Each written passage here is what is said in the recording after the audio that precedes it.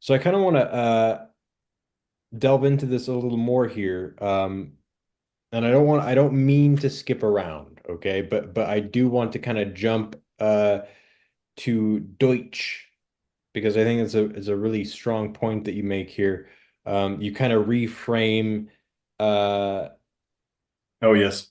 yeah, okay, so it says the truths Deutsch emphasizes so greatly, inserting a large graphic image of each carven into a stone plaque. One, he's saying that problems are inevitable, and two, problems are soluble. And I think that as I pass it off to you, this is kind of a reframing or a different way to look at the problems that we face, at the different things. Where is the opportunity within the problem? Because if we're looking at a failure or we're looking at some sort of an obstacle as a roadblock, yes, in a sense it is, but it's also a challenge, right? And those can be viewed as opportunities. So yeah, if you could kind of expound on that a little bit. Yeah, so I really enjoyed David Deutsch's book, The Beginning of Infinity.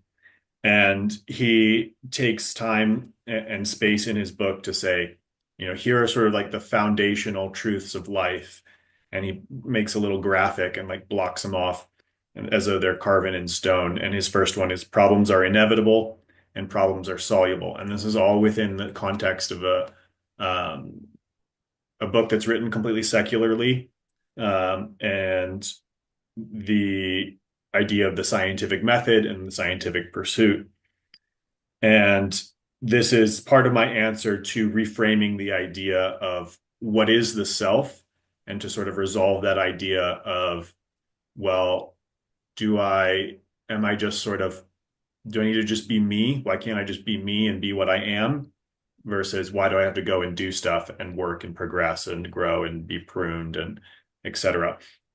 So the idea that I'm getting across there is that those are the same because what we are things that progress.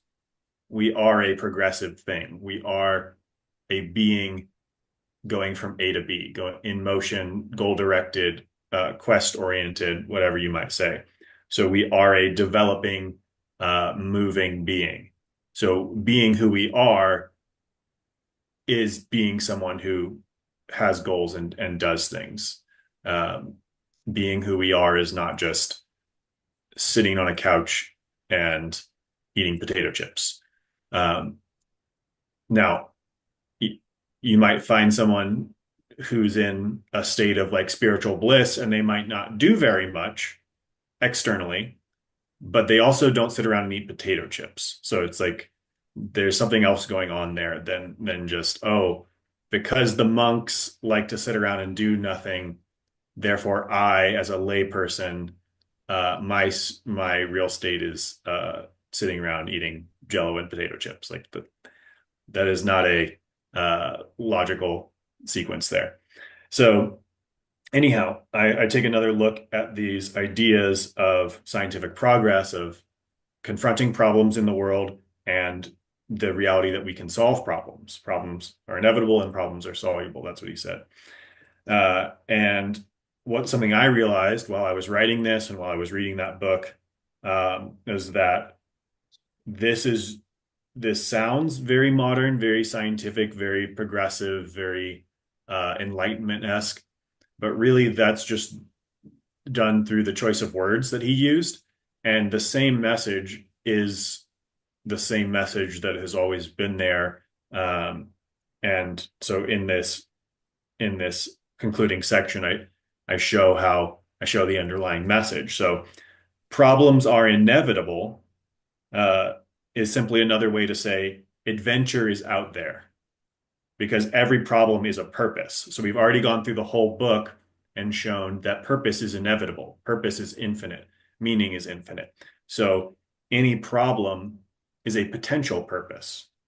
Um, and so that means that when we look out and we see problems are inevitable, that means we see purpose and quests calling to us are inevitable all around. So adventure is out there.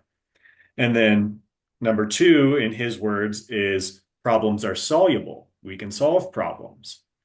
And that one easily transfers over to you are a potential hero because you have these quests beckoning and they are soluble, they are completable. We can resolve problems. Well, that's what a hero does, goes out and solves problems.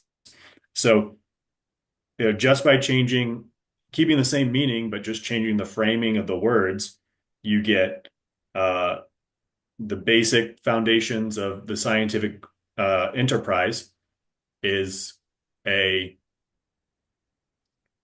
what a delightful RPG, like a world full of adventure, and you could be the hero engaging in it. So I think that was revealing for me just to see because as far as I know, Deutsch didn't intend that at all and didn't necessarily see the connection. He seems to have been forwarding what he thought was very modern sciency conclusions and dictums, but it turns out it's the same thing that it's always been is uh, that life is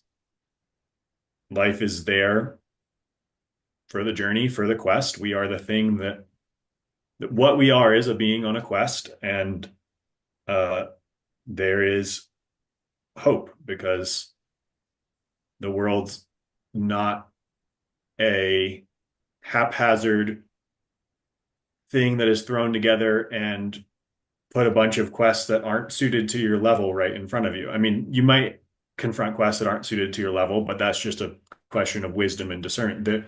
There are quests in the world that are suited to your level, and those are the ones that you're called to do and progress through those until you get to the higher ones and not just go jump into the higher ones immediately. That's just part of wisdom. So the fact is that the world is structured in a way that is amenable to you succeeding and being a uh, worthy, true hero, despite the fact that it is very difficult. Those are, again, one and the same. They're not actually contradictory. Having a very difficult life is the thing that would uh, calls forth the great hero.